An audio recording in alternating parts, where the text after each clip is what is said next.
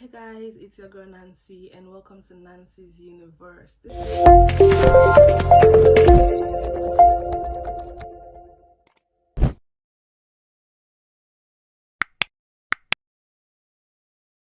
Let's go to how to choose schools. Now, I feel like this is going to be a lot to talk about because it's I tend to talk so much about this. Choosing schools, you have to be very detailed about your school. You have to know what school you want to. But let's move. Let's go. Let's do it how I did it, step by step. So you want to have a book. Yes, a book. You want to have a book. Not a piece of paper, a book. And what you want to do is, I don't know how to screen record. I probably would have tried it, gone through it with you guys. But every year they put out universities and what courses these universities take, or what courses you can apply for these universities. Now, I'm going to just talk about how I did my international relations, right? So I'm studying international relations. You go to the university information file. From the first university, you search for universities that offer your course. You're going to write everything down. And as you're writing, for example, let's say EWA, I get to E, and EWA is offering international relations. I'm going to write EWA, international relations. Then I'm going to write English 0% if it's not offering in English. And I'm going to write English 50%, Korean 50%, or I'm going to write Korean. Like, be detailed like that. This school, they are taking this course, but they are taking it in English 100%. Write it. You need to know. Write it. This other school, I like the school, but they're not taking my course. So what are the other courses? So that's what I did. I studied. I went through all the schools from A to Z. I went and I looked for international relations. Oh, there's international relations. Most schools were offering international relations 100% Korean, and I knew that was very difficult for me. So it kind of like narrowed down what I was looking for, right? So I searched that way. Now that you have your schools and the course and how they offer these courses, whether they teach it and how they teach it, whether they teach it in 100% English, 100%, 50% English, 50% Korean, or 100% Korean, you have that detail in that book. Now you have that down packed. Now you want to go on the previous successful candidate list.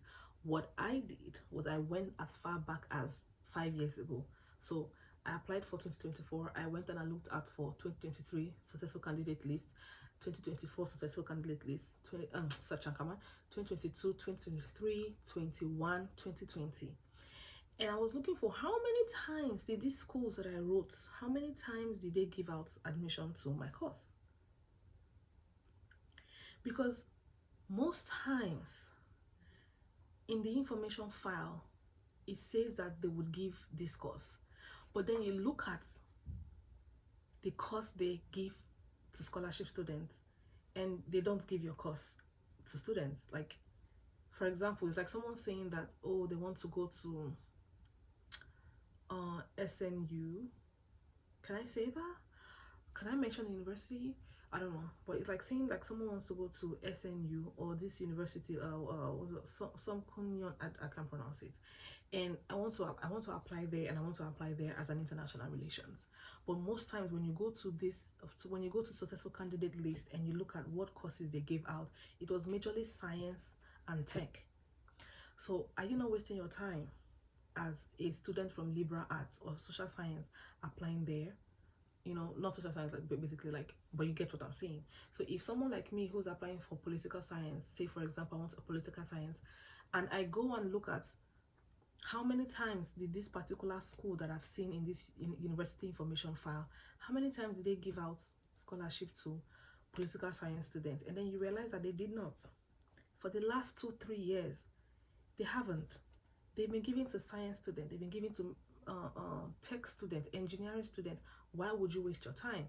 And if you don't know this detail, you just apply to whatever university just because.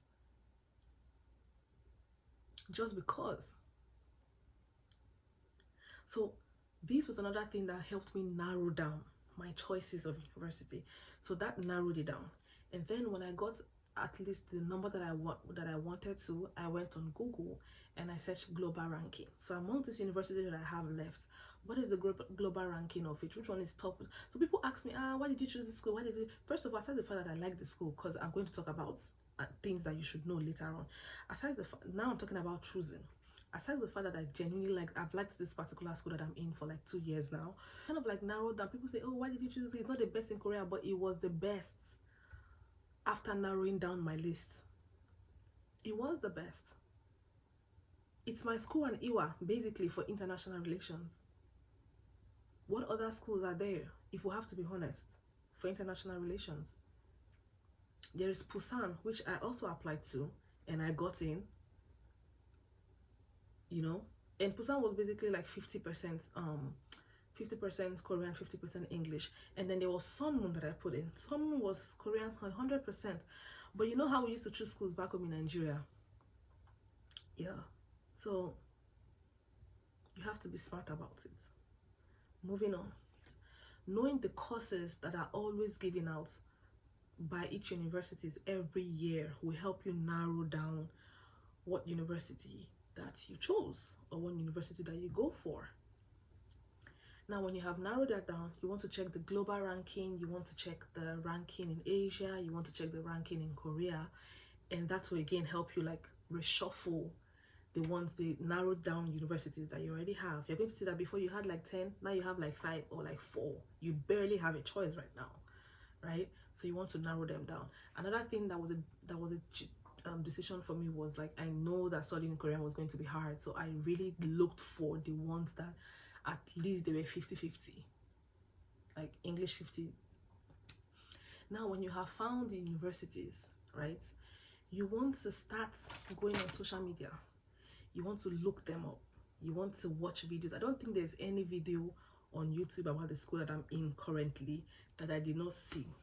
In fact, I will go to YouTube, I will put my university this, and they will say unwatched, and I will click on watch, and there's no university, there's no video, because I literally watched everything, from the dumb videos to the tour videos to the class videos. In fact, to the Korean language classes, now they don't allow videos, so but I was watching everything.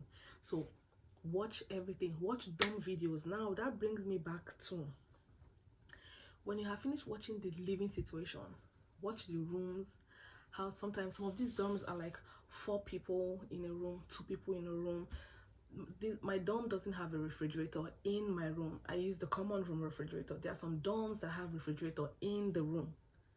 My school doesn't have a kitchen. There are some dorms that have there are some schools that have kitchen. Iwa has kitchen.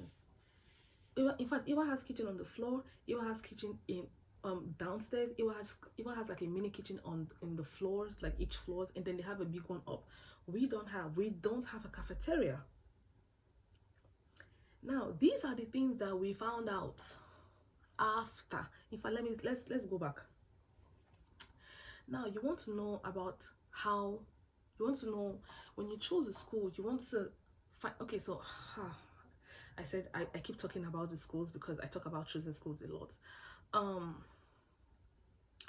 When you find out the schools that when you've narrowed down the schools by using the method that I said earlier, you want to go on social media and ask. What I did was I went on previous successful candidate list, and anybody that I see got admission into my school, this school that I am in now, I would take out their name and go and Google their names, and then I will find out their Instagram. In fact, I have like 3 people that I've been talking to on Instagram that I haven't met yet, that were students of my course, that was giving scholarship studying my course that I'm currently studying. So I spoke to them. Now you also want to talk to them about how do they pay their fees, how do they pay dorm fees. For example, my school, there are some schools that give scholarship discounts, like, oh, you're a GKS student, we'll give you discounts. My school does not give discounts. They take money from us. My school is literally, I'm paying so much for my dorm right now. It's crazy that I don't have a discount as a scholarship student, while other schools have. Moving on. Other schools as well. This is not me comparing. I'm just trying to let you know to know what you are going for. Right? So, other universities, just like GKS says, oh, you come in, you have a little money, so you pay for your first month, second month, and then you start paying from your GKS stipends. My school said we should pay before we get to Korea, so we paid 6 months upfront. So while we were all planning, oh, this money that we have, we will use it to buy what we need to come here, they sent us an email that we should pay 2.8 million won for our dorms, and they gave us like 3 weeks, 4 weeks, 3 weeks max, I think 3-4 weeks to pay up, or else like we don't know where we would stay. And these are the informations that we did not get, we did not know about, and they only told this to us after the final list was out. So you need to be aware. You need to be aware. Are these schools going to let you stay in the dorm and you pay from your stipends, or they are going to collect the money while, before you get here? So I paid 2.8, which is technically 3 point something million naira, before I even moved here for my dorm. Meanwhile, other schools are paying as the stipend comes, and are even giving discounted price. We were not. Moving on. Schools, according to the GKS guidelines, some schools will tell you, oh, okay, we would pay for your flight and everything. My school did not. I paid for my flight, and then they reimbursed me when I got here. So that's another thing you need to find out. Moving on. So these, you don't want things to catch you unaware, right?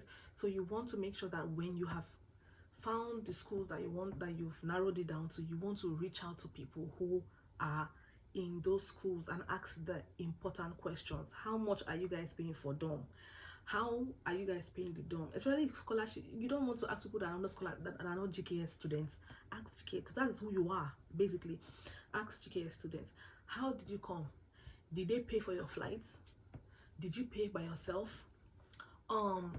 What is the room like? Do you guys have a refrigerator? Do you guys have a kitchen? Do you have cafeteria? Now again, I will say this, people keep saying, oh, but why did you go to the school? Da, da, da, da, da. Well, because this is school I wanted to go to regardless. The only thing that kind of threw us off was because we didn't know about it beforehand. If we had known about it, we would have planned, right? Either ways, we still made it work, but we just wished that we knew, because I would still come here regardless, because this is the school that I wanted to come to, like, for the last 2 years. So it wasn't a problem. It's just this should be in the university information file, so that students would know if they would want to apply to your school or not. So take that in. That is very important. I don't know if there's anything else that I missed. I don't know if there's anything else that I missed, but I hope that I touched on everything. Yeah. Also, please, this is a huge advice that I want to give. I remember when I got here and I took my test to, like, for what class, and they put me back in class and all that. Me that have gotten topic 1, I don't even know why I keep bragging with topic 1, but like, I was in Sejong 3, and it's not that I wasn't a bad student. I was in Sejong 3. They put me back in class 1, and I was like, I have to go and apply for them to put me back in class 2. Class 1 was fine. I'm in class 2 now, and this is hectic. See, so please come. And I had a background, kind of. I would say I was not that bad, because I was promoted to Sejong 3 and I had good scores back home. So like, you guys, I know you are having faith, and you're like, you want to come here without like having a background in the language. Please learn. Please learn. Please learn. Please. Okay? And I wish you guys success. You guys drop questions that you have in your in the comment section, and I will try as much as possible to answer. Bye.